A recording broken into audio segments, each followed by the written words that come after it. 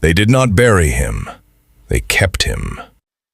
That was the first thing Sheriff Edmund Calloway understood when he found the shrine. Not a grave, but a cage of bones arranged around a name scratched into stone. Nathaniel Burke. A man who had come here only to draw maps. And someone had decided that the mountains did not want to be mapped. Subscribe to our channel, follow this story all the way to the end, and drop your city in the comments. I want to see how far this story has traveled. Nathaniel Burke had a habit of talking to himself when he worked. Not because he was lonely, though by October of 1911, loneliness had become as familiar to him as the smell of pine resin and damp wool, but because silence, in his experience, had a way of filling up with things a man didn't want to hear. He had been doing it since Richmond, through the long train ride west, through the bumping wagon road that climbed out of Asheville and into the tree-choked hollows of the Blue Ridge. He muttered compass readings under his breath, recited elevation numbers like prayers, penciled notations into his leather-bound field journal with the calm, deliberate hand of a man who believed that if you could name a thing, measure it, and draw it onto paper, then it could not hurt you. He was wrong about that. He would learn just how wrong before the leaves finished falling. Nathaniel had been hired by the Piedmont and Western Railroad Company in September of that year. The offer had come through his employer in Richmond, a modest firm that handled survey work for industrial clients. The brief was simple: travel into the northwestern reaches of the Appalachian Range, identify viable corridors through the mountain terrain, and produce a set of charts accurate enough for the railroad's engineers to begin preliminary planning.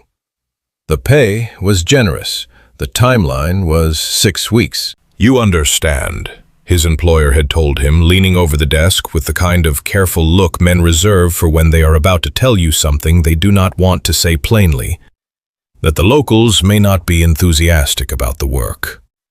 Nathaniel had smiled. He was 32 years old, broad-shouldered, with the confident bearing of a man who had surveyed swampland in Georgia and coal country in Pennsylvania, and had never once failed to deliver his charts on time. "Locals are never enthusiastic," he said. "That's why they hire surveyors instead of asking the neighbors." His employer had not smiled back. That should have been the first warning. Nathaniel chose not to take it as one. He arrived in the small township of Culver's Gap on the 4th of October, 1911, with 2 trunks of equipment, a bedroll, a month's worth of field rations, and a letter of introduction from the railroad company addressed to the local sheriff. The town itself was the kind of place that made a city man feel watched, not because anyone was staring, but because no one was. The men on the porch of the general store did not look up when his wagon rolled past. The woman hanging laundry behind the white-clapboard church did not pause. Even the dog sleeping in the road adjusted its position and returned to sleep without lifting its head. It was not hostility exactly. It was more like absence, as though the people of Culver's Gap had already decided that Nathaniel Burke was not worth the energy of a reaction. Sheriff Harlan Potts, not Edmund Calloway, who would come later, called in when things went wrong, read the railroad letter twice, folded it, handed it back, and said, "You'll need a guide." "I have maps," Nathaniel said. "Your maps are wrong," Potts said. Not rudely, just as a fact, the way a man states that it is raining when it is raining. "The county survey from 1887 doesn't account for half the terrain past the second ridge, and the terrain past the second ridge is where you're headed, according to that letter."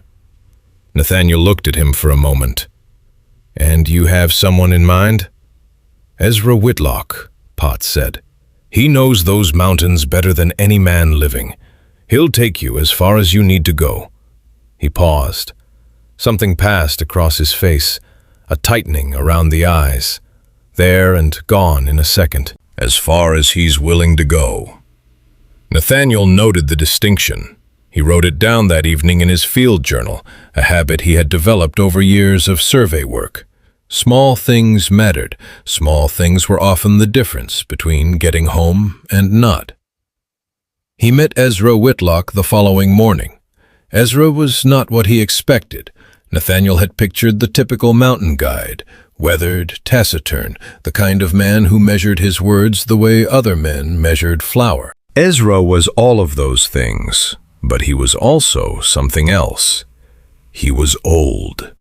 Not elderly, not frail, but old in the way certain trees are old, or certain rivers, as though age had not diminished him, but had simply made him denser, more compressed. His face was a topography of its own, all ridges and shadows. His eyes were pale gray and entirely unreadable. He looked at Nathaniel the way the town had looked at him, not with hostility, with absence. "You're the map man," Ezra said. "That's right. For the railroad. For the railroad." Ezra was quiet for a moment. He looked past Nathaniel, up toward the dark line of trees that marked the beginning of the high country. "They want to put tracks through there. They want to know if they can." "They can't," Ezra said, "not as an opinion, as a fact." Nathaniel had heard that before, too. Every survey he had ever done, someone local had told him the land was impassable, too steep, too wet, too wild. And every time, the railroad had found a way. "Let me be the judge of that," he said pleasantly. "That's what they're paying me for."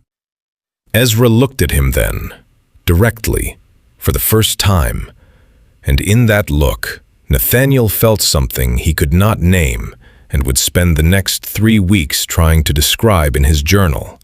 A feeling not of threat, but of pity. The way a man looks at someone who does not understand what they are walking into and knows it is too late to explain. "All right," Ezra said. "We leave at first light." They were 5 days into the survey when Nathaniel first noticed the cabins. Not one cabin, not an abandoned homestead, a series of them, structures that appeared and then vanished at the edges of his field of vision, half consumed by vegetation, their timber black with age and moisture. Some had no roofs, some had no doors. All of them had the quality of things that had been left very suddenly, as though their occupants had walked out mid-morning and simply never returned. "Whose are these?" Nathaniel asked on the afternoon of the 5th day, pausing beside the sagging shell of what had once been a sizable building. 2 stories, stone chimney, the remnant of glass in one window frame. Ezra did not stop walking. "Old places," he said. "Old from when?" "Old from before," Nathaniel wrote in his journal that evening. E.W. refuses to speak directly about the abandoned structures. Estimates at least 6 distinct sites within the last 2 days' travel. Some appear genuinely ancient, possibly pre-Civil War. Others suggest more recent habitation. Found evidence of fire at the last site. Ash appears relatively fresh, perhaps 2 weeks old. He did not yet understand what that meant. He would. On the 7th day, they found the first marking. It was carved into the face of a granite outcropping at the edge of a stream crossing, a symbol Nathaniel did not recognize. Not letters, not numbers, something older than both.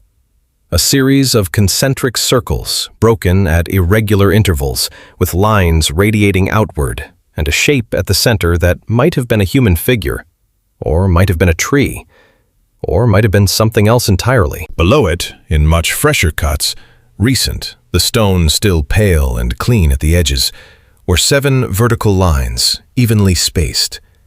Nathaniel crouched and examined it. He ran his finger along the fresher marks. "Someone's been here recently," he said. He looked up at Ezra. "Do you know what this means?" Ezra had stopped a full 15 feet back from the rock. He was not looking at the carving. He was looking at the tree line across the stream. "Ezra," Nathaniel stood. "What does this mean?" "It means," Ezra said quietly, "that we've been counted." The silence that followed was the kind that has weight. Nathaniel felt it settle over him. "Counted," he repeated. "7 lines," Ezra said. "We've been in the mountains 7 days." Nathaniel stared at him. "You're telling me someone has been following us?" Ezra finally looked at him, those pale gray eyes, flat and unreadable. "I'm telling you someone has been watching us," he said. "There's a difference." That night, Nathaniel could not sleep. He lay in his bedroll and listened to the darkness with the intensity of a man listening for something he does not want to hear. The fire had burned down to coals. Ezra was asleep, or appeared to be asleep, on the other side of the embers. At some point in the deepest part of the night, Nathaniel heard something. Not an animal.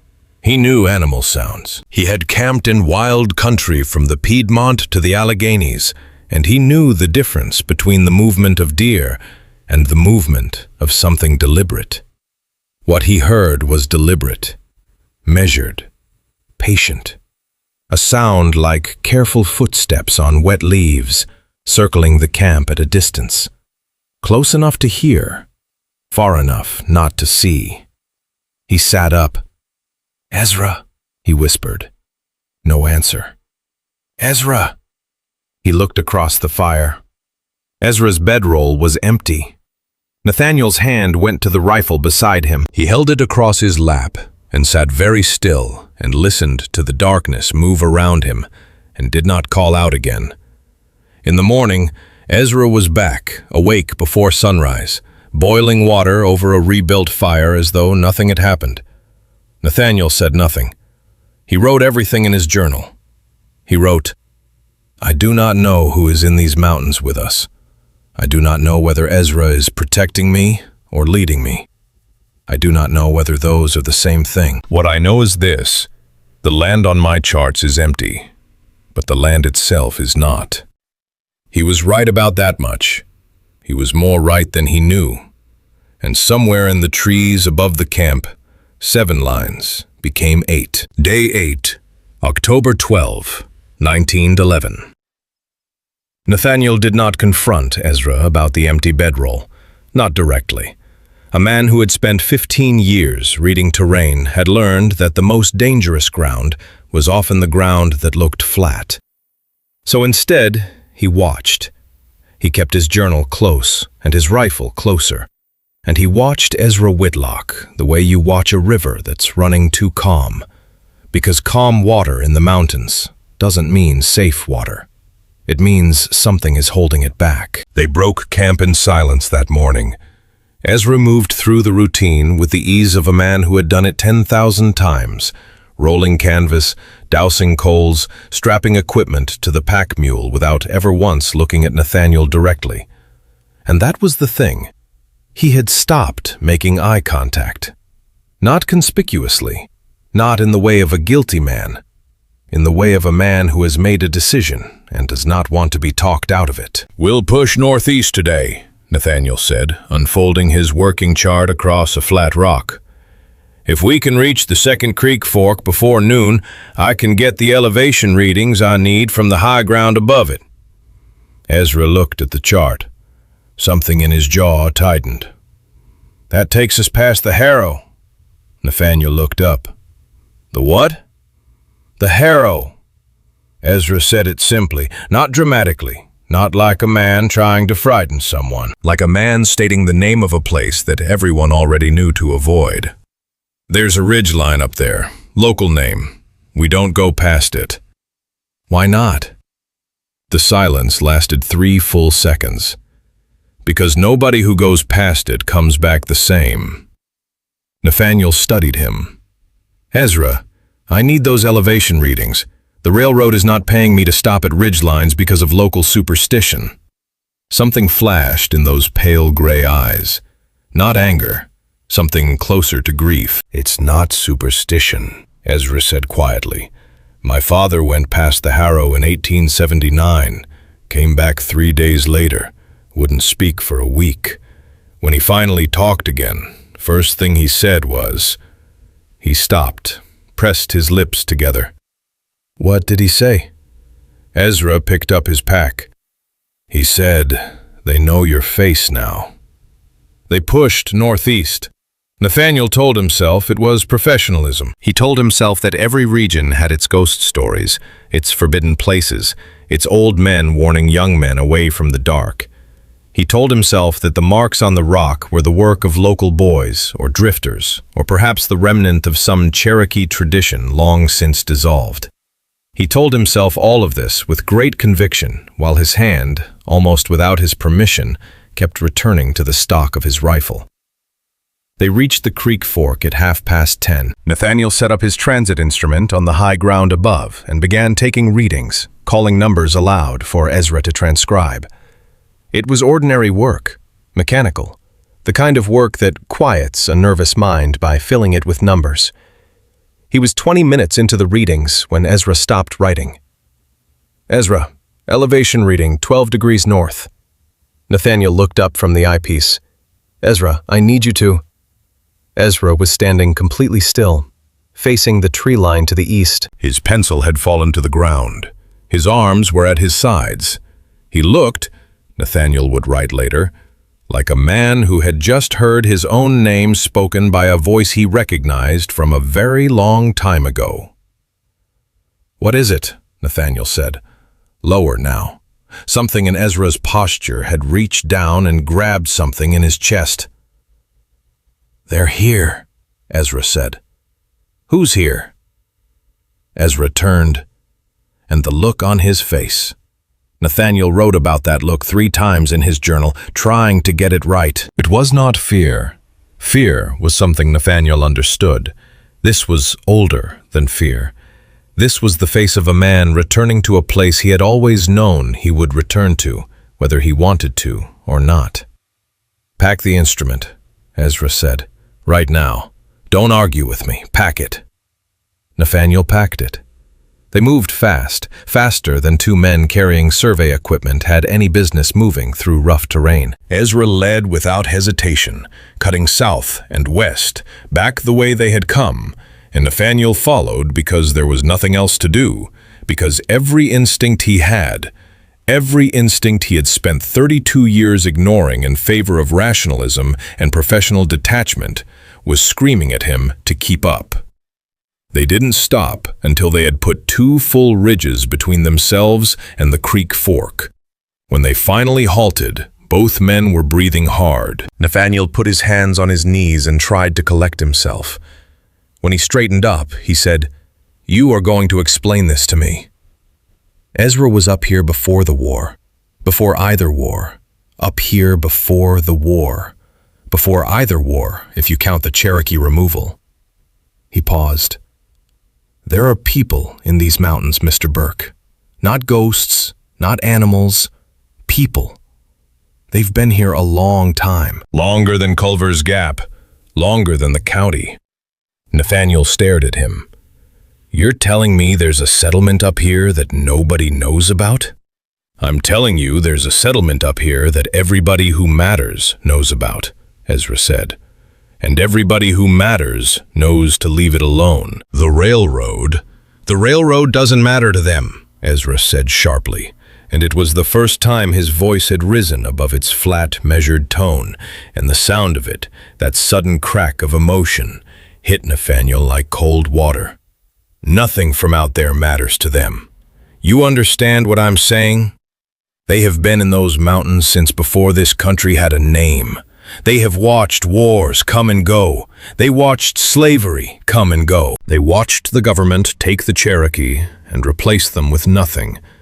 And through all of it, they stayed in those mountains, and they stayed hidden, and they stayed alive. And any man who stumbled in there and threatened to expose them..." He stopped. "What happened to those men, Ezra?" Ezra picked up his pack without answering. He started walking south. "Ezra, what happened to those men?" "Keep moving," was all he said. That night, Nathaniel wrote for 2 hours by firelight. His hand moved fast, scratching across the pages with an urgency that was new, that had not been there a week ago. He wrote about the markings, the abandoned cabins, the tally lines on the stone. He wrote about Ezra's father and the words he had spoken after 3 days past the harrow. He wrote about the sound in the trees the night before, the circling patience of it. And then he wrote something he crossed out, then wrote again, then crossed out again. He finally left it, the words still visible beneath the scored lines because he had pressed too hard to truly erase them. He wrote, "I think Ezra has been reporting to them. I think he has been our guide and their informant at the same time. I think Sheriff Potts knew this when he assigned him to me. I think everyone in Culver's Gap knew this, and no one warned me, and I do not yet understand if that means they are protecting me or sacrificing me." Day 9, October 13th, 1911. He woke to find Ezra already up, standing at the edge of the camp, speaking in a low voice to someone Nathaniel could not see. Nathaniel did not move. He lay still and breathed and listened. He could not make out words, only the rhythm of conversation, the unmistakable cadence of two people who knew each other. A low response from outside the firelight, then silence.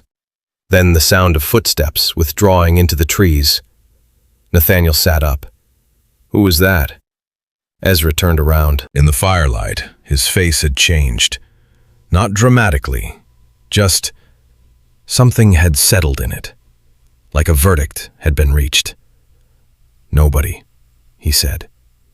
That was not nobody. Nathaniel was on his feet now, rifle in hand. "Who are you talking to?" Ezra looked at the rifle without expression. "Pointing that at me won't help you," he said. "And it won't help me. Put it down. Tell me who you were talking to." A long silence. Then Ezra sat down by the fire and folded his hands and said very quietly, "I was telling them you're not a threat, that you're just a man doing a job, that you don't understand what's up here." He looked up. "I was asking them to let you finish your work and go home." The words landed in Nathaniel's chest like stones dropped in still water. And what did they say? Ezra looked into the fire for a long moment. When he finally spoke, his voice carried something in it that Nathaniel had not heard before, something that might have been the beginning of despair. "They said," Ezra told him, "that it was too late for that, that you've already seen too much." He paused, "and that the charts have to be destroyed." Nathaniel's grip tightened on the rifle. His mind moved fast, faster than it had ever moved in a survey calculation or a field decision. He thought about the journal in his breast pocket. He thought about the distance back to Culver's Gap. He thought about what too late meant when spoken by people who had survived by making problems disappear for 200 years. And then Ezra said the thing that stopped every thought cold. "Mr. Burke," he said, and his voice was low now, and stripped of everything except the bare, exhausted weight of truth.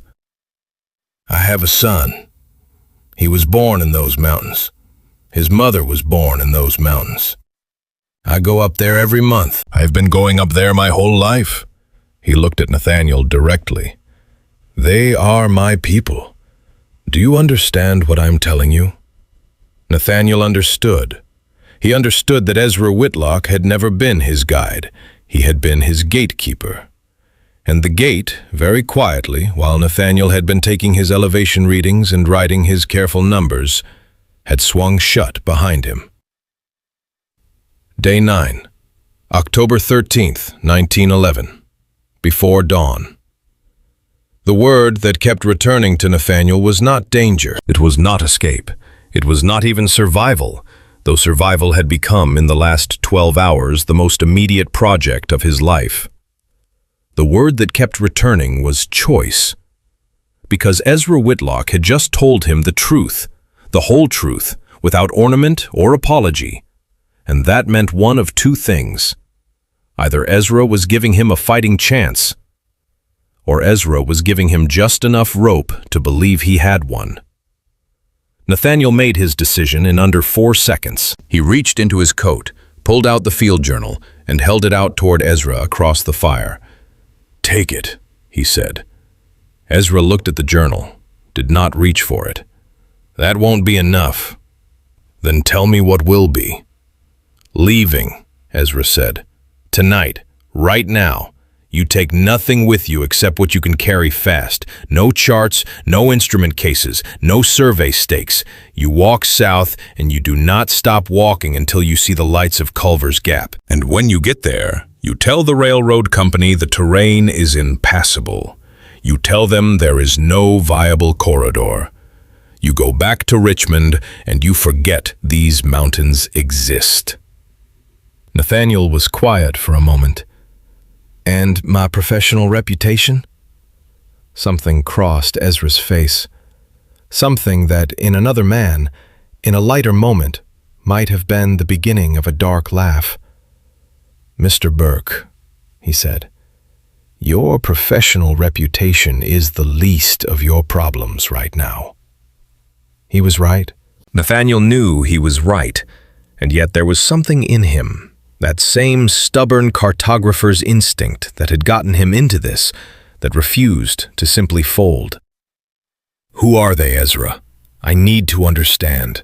Not for the railroad, for myself. Who are these people?"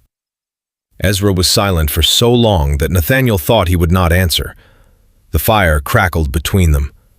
Somewhere beyond the ring of firelight, the dark breathed steadily, patient as it had always been.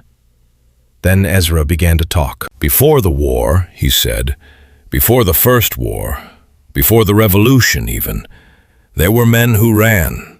Not just the enslaved, though God knows there were plenty of those. Men who had committed crimes, men whose religions were illegal, men who had crossed the wrong family in the wrong county and needed to disappear. Women, too. Children." He looked into the fire.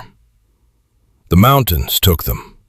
The mountains have always taken the ones that the world below wanted to destroy. And over time, generations, Mr. Burke. We are talking about generations. Those people built something up there, something that had no name the outside world would recognize." Nathaniel thought about the abandoned cabins, the way some had looked genuinely ancient and some had looked recently vacated. "They move," he said. "When someone gets too close, they move." "They have been moving for 150 years, Ezra said. "They know this terrain the way you know your own house in the dark. Every hollow, every overhang, every place where three ridges come together and create a dead space that no surveyor ever puts on a chart because no surveyor ever finds it." "Until now," Nathaniel said. "Until you," Ezra said. The distinction was not lost on Nathaniel. He was not the first surveyor the railroad had sent into these mountains. He understood that now with a cold, settling certainty. The others had turned back, claimed impassable terrain, hostile weather, equipment failure. They had all come home with empty chart cases and vague reports. And the railroad, hungry and impatient, had finally sent someone who was known not to turn back. Someone who asked too many questions and wrote down all the answers. Someone exactly like Nathaniel Burke. "They chose me deliberately," Nathaniel said. Not a question. Ezra said nothing, which was its own answer. Nathaniel stood. He began to pack. Quickly, methodically, the way he packed when a storm was moving in faster than expected, taking only what was critical, leaving everything else. His hands were steady. He was proud of that. Inside his chest, his heart was doing something irregular and alarming, but his hands were steady. He was reaching for his rifle when he heard it. A sound from the eastern tree line. Not footsteps this time. Something else. A voice. Low, carrying, speaking in a cadence that was not quite English and not quite anything else Nathaniel had ever heard. Part hymn, part command, part something that reached past his ears and touched the back of his skull with cold fingers. He froze. Ezra stood up in one motion. His body had gone rigid. And then he did something Nathaniel did not expect. He answered. He spoke back into the darkness in that same cadence, that same half-language, and the sound of it coming from Ezra's mouth was the most disorienting thing Nathaniel had experienced in 9 days of disorienting experiences. The voice from the trees went silent. "What did you say?" Nathaniel whispered. "I said he was leaving," Ezra said. His voice had changed, thinner, like a string pulled too tight. "I said he was no threat. I said to let him go." "And?" Ezra turned to face him. In the dying firelight, his expression was stripped down to its bones, and they said no. Day 9, October 13th, 1911, 2 hours before sunrise. What happened next happened fast. Ezra grabbed his arm and pulled him south, away from the fire, into the dark, moving without a lantern at a pace that suggested he could navigate this terrain by memory alone. Nathaniel ran because running was the only available option. He ran and he held the rifle and he did not look back, because looking back required slowing down, and slowing down was not something he could afford. They ran for 20 minutes, maybe more. Nathaniel lost count. His lungs burned. His boot caught a root, and he went down hard on one knee, and Ezra hauled him up without stopping, one hand locked around his forearm with a grip like iron, and they kept moving.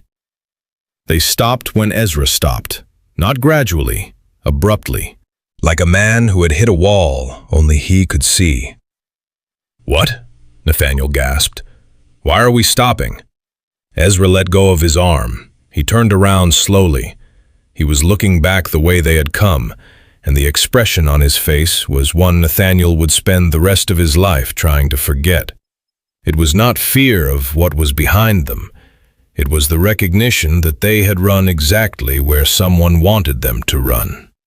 3 fires appeared in the darkness to the south, evenly spaced, set in a line that crossed the only practical trail back to Culver's Gap. Not wildfires, controlled flames, each one exactly the same size.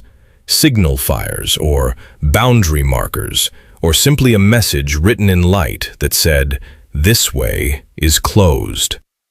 "There is another route," Ezra said very quietly, more to himself than to Nathaniel. "There is another way down. Longer, harder, but they may not have—" He stopped. Then, under his breath, something that Nathaniel recognized, not by language, but by tone. A prayer. Old and private, and said by a man who was not sure it would be heard. "Ezra," Nathaniel said, "look at me." He waited until the older man turned. "Whatever this is, whatever you are caught between, I am not your enemy. You know that." Ezra looked at him for a long moment, and something in that look broke open, just slightly, the way old wood cracks along a grain that was always there, but hidden. "My son," he said. "His name is Thomas. He is 11 years old. He has never once been below the second ridge. He doesn't know what a railroad is. He doesn't know what Richmond is. He has lived his whole life in those mountains, and he is—" His voice caught. He pressed on. "He is the finest boy I have ever known. And if those people decide I have betrayed them, he is the one who suffers for it. You understand? Not me. Him." The weight of that landed differently than anything else in 9 days of revelations. Nathaniel understood, finally and completely, what Ezra Whitlock's life actually was. Not a guide. Not an informant. A father who had spent his entire existence balanced on a wire between 2 worlds, belonging fully to neither, responsible to both. A man whose loyalty was not to secrecy, or to tradition, or to fear, but to an 11-year-old boy who had never seen a railroad and didn't know he needed to be afraid of one. "Then we go the long way," Nathaniel said. "Right now. And when I get back to Richmond, Ezra, I give you my word. My report says impassable terrain. Nothing else. Ezra studied him. The study of a man who has been lied to enough times to know the difference. Whatever he found in Nathaniel's face, it was enough. He gave a single tight nod. They turned east, away from the signal fires, into the hardest terrain of the entire range. They made it 4 miles before Nathaniel noticed that Ezra was bleeding, a dark stain spreading through the left side of his shirt, visible only because Nathaniel happened to reach out to steady him on a steep section and felt the warmth of it under his hand. "You're hurt," Nathaniel said. "I'm fine." "Ezra, you're bleeding." "I said I'm fine." But his pace had slowed. The iron grip of his step was gone, replaced by something heavier and less certain. "Keep moving."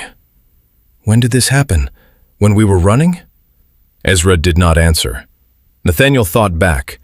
The scramble through the dark, the fall, the hand pulling him up. He had assumed he was the one who had been hurt, and Ezra had simply not let go. Now he understood the grip differently. Ezra had not been pulling him up. Ezra had been holding on. "They got to you," Nathaniel said. "Before we ran." "When you were talking to them." Ezra's jaw tightened. "It's a warning," he said. "Not a killing blow. They know the difference." He said it with the flat certainty of a man who had seen both and could tell them apart. "Why would they warn you? You're one of them." "I was one of them," Ezra said. "The moment I let you run, I stopped being one of them." They walked in silence after that, Ezra bleeding slowly and steadily into his shirt, navigating by some internal compass Nathaniel could not read. The dark pressed in from all sides. The mountains were no longer just terrain. They were something that had opinions, something that watched and weighed and decided. And then Ezra stopped again. This time not from fear, not from injury. He reached out and put his hand on Nathaniel's chest, stopping him mid-step. Directly ahead, in the dark, at a distance Nathaniel could not precisely judge, something was burning. Not signal fires, not a campfire. A structure. Timber and stone, fully engulfed, collapsing inward in slow orange waves. And in the light of it, brief and unmistakable before the shadows swallowed them again, figures. 12, maybe more. Standing still, watching it burn. Not fleeing from it. Watching it. The way people watch something they have chosen to do. Ezra made a sound that Nathaniel had no word for, raw and ancient, and from somewhere beneath language. "What is that?" Nathaniel whispered. "Ezra, what is burning?" Ezra's hand dropped from his chest. His voice, when it came, was barely a sound at all. "That," he said, "is the way home." Day 10, October 14th, 1911, just before dawn. The burning structure was Ezra's home. Not a camp, not a waypoint. A home. The one he had built with his own hands over 20 years of quiet, double life. The one where his son Thomas slept, where his wife had died, bringing that boy into the world, where every piece of his life that belonged to the mountains had been kept and preserved and protected. And now it was gone. And the people who had burned it were still standing there watching the coals because they wanted Ezra to see. They needed him to understand the completeness of what had been decided. Nathaniel felt the man beside him change in the dark. Not collapse, not break. Change. The way iron changes in a forge. Something fundamental rearranging itself under heat into a new and harder configuration. When Ezra spoke, his voice was level in a way that was worse than screaming. "Thomas," he said. Just the name. A single word that contained everything. "He may have gotten out," Nathaniel said. He said it because it was the only thing available to say, not because he believed it. Ezra was already moving, Not south toward Culver's Gap, not east along the alternate route. He was moving toward the fire, toward the figures. Into that, they will kill you. You know into that. They will kill you. You know that. Let go. The voice was quiet and absolute, and carried no room in it for argument. What good are you to Thomas dead? Nathaniel said. He felt the arm in his grip go rigid. He pressed it. If your boy got out, and he may have gotten out, he needs you alive. He needs you thinking, not charging into a dozen people in the dark with a belt knife and a bullet wound in your side. The silence lasted 4 full seconds. Nathaniel counted them. Each one felt like a year. Then slowly, the rigidity went out of Ezra's arm. Not surrender.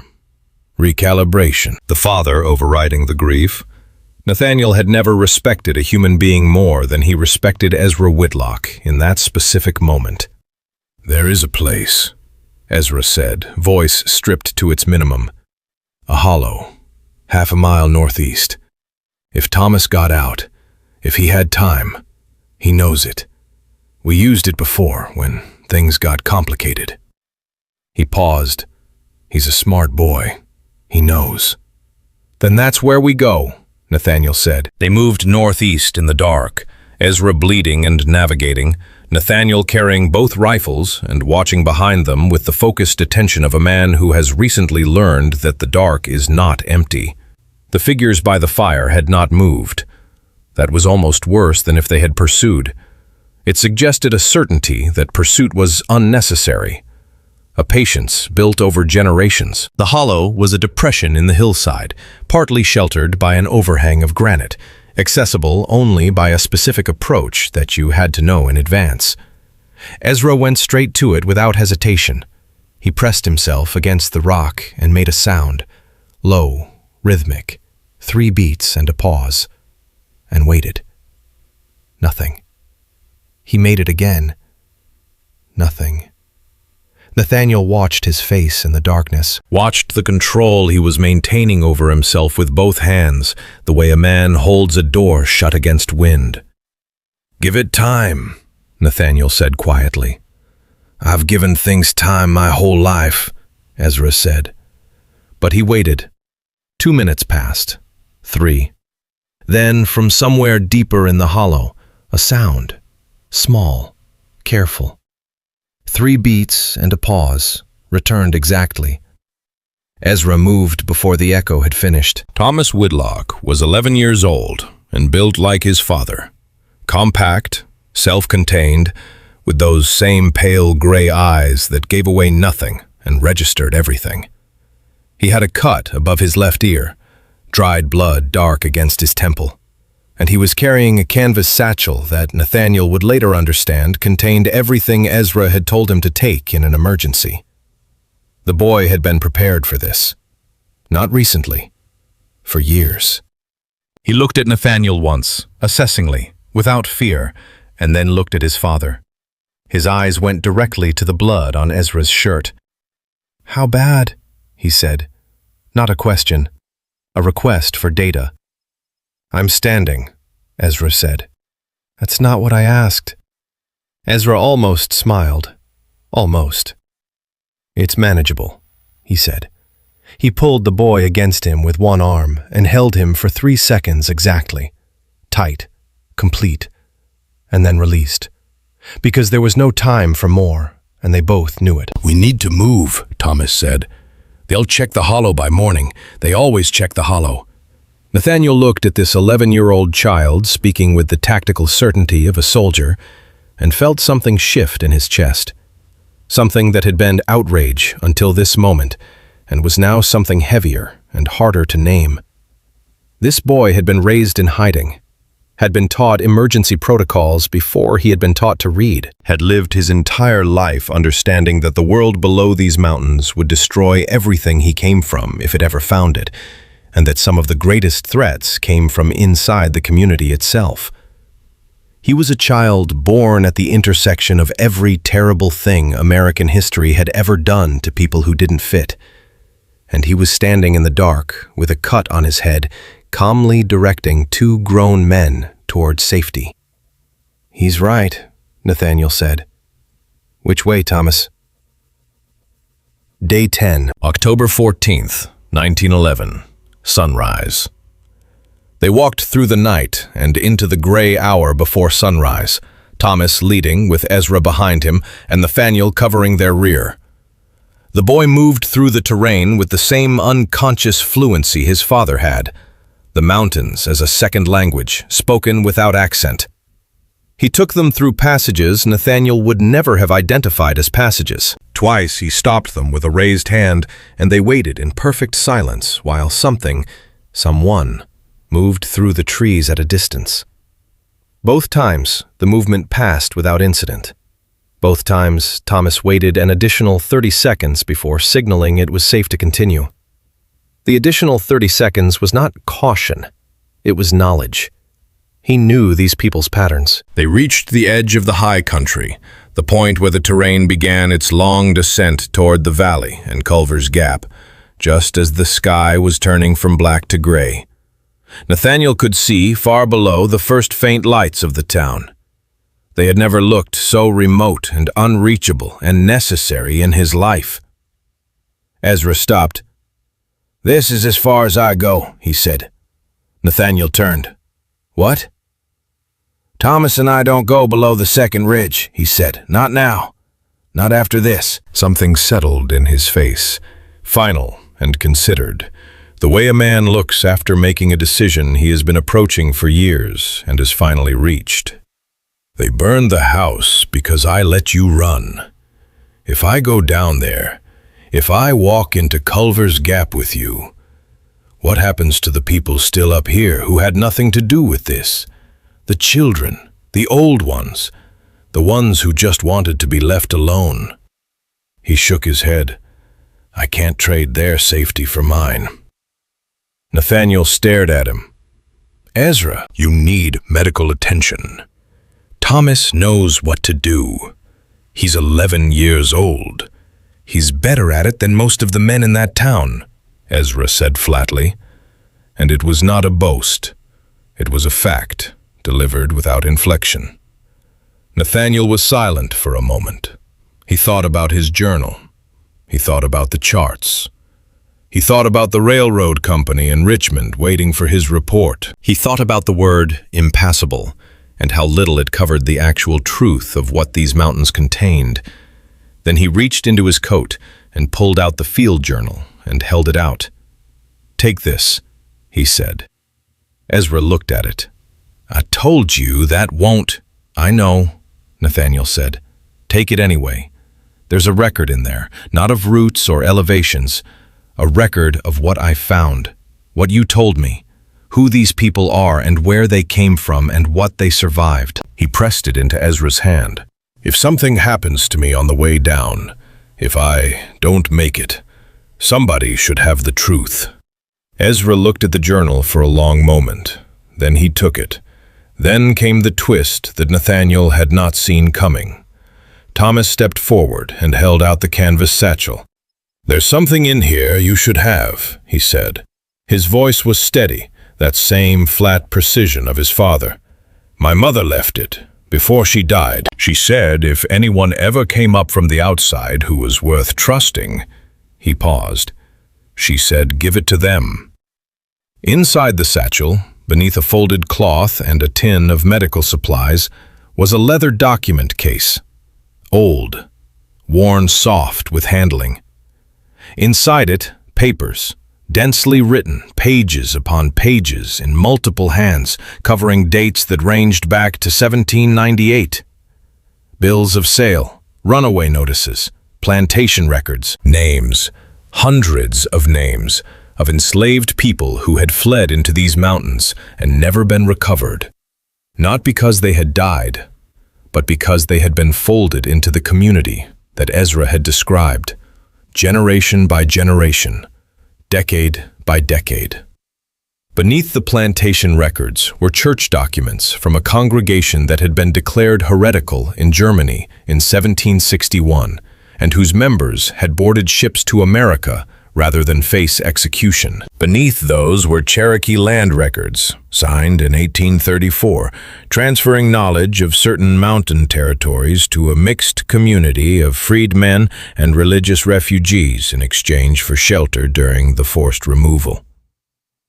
Nathaniel stood there in the gray light of early morning and held history in his hands. Not the history that appeared in textbooks or railroad company briefings. The other history.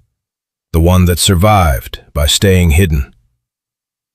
"Your mother gathered all of this?" he said. "My mother was born to a family who kept records," Thomas said. "She said records were the only weapon that lasted." October 28, 1911, Culver's Gap.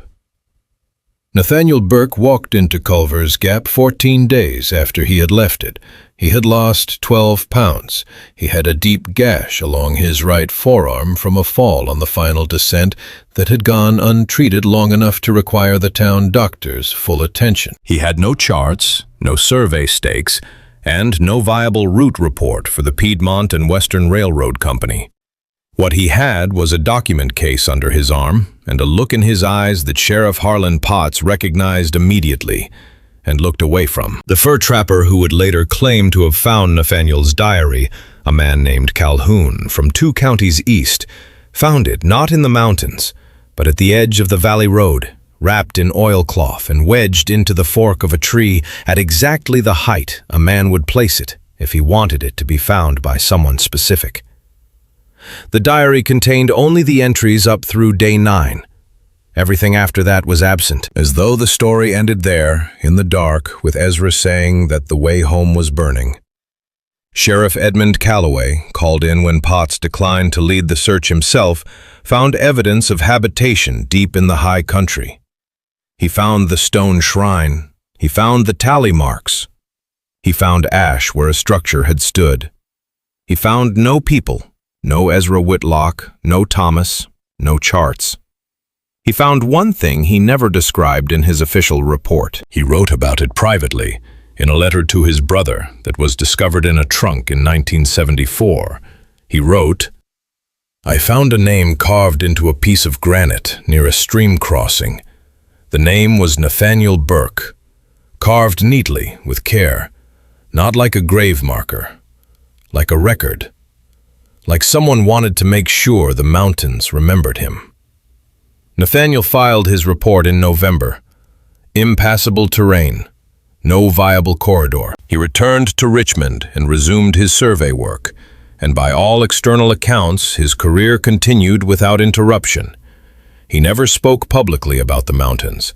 He never published anything about what he had found. But in 1931, 20 years later, a researcher at a university in Raleigh received an anonymous package containing a leather document case. Inside it, plantation records, church papers, Cherokee land transfers, and hundreds of names. The accompanying note was brief. It said only, "These people existed. These people survived. Their names should be known."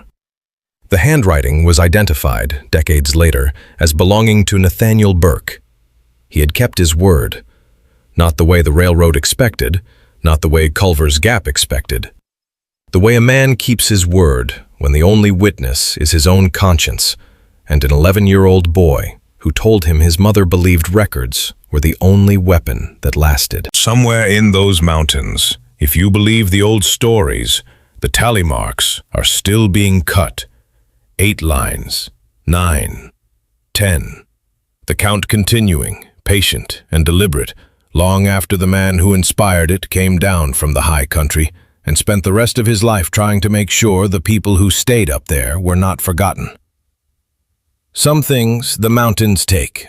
Some things they return, changed past recognition, carrying more than they came with. Nathaniel Burke came into those mountains with a transit instrument and a field journal and the professional confidence of a man who believed that everything could be measured. He came out with something that could not be measured. Something that has no column in a railroad company ledger.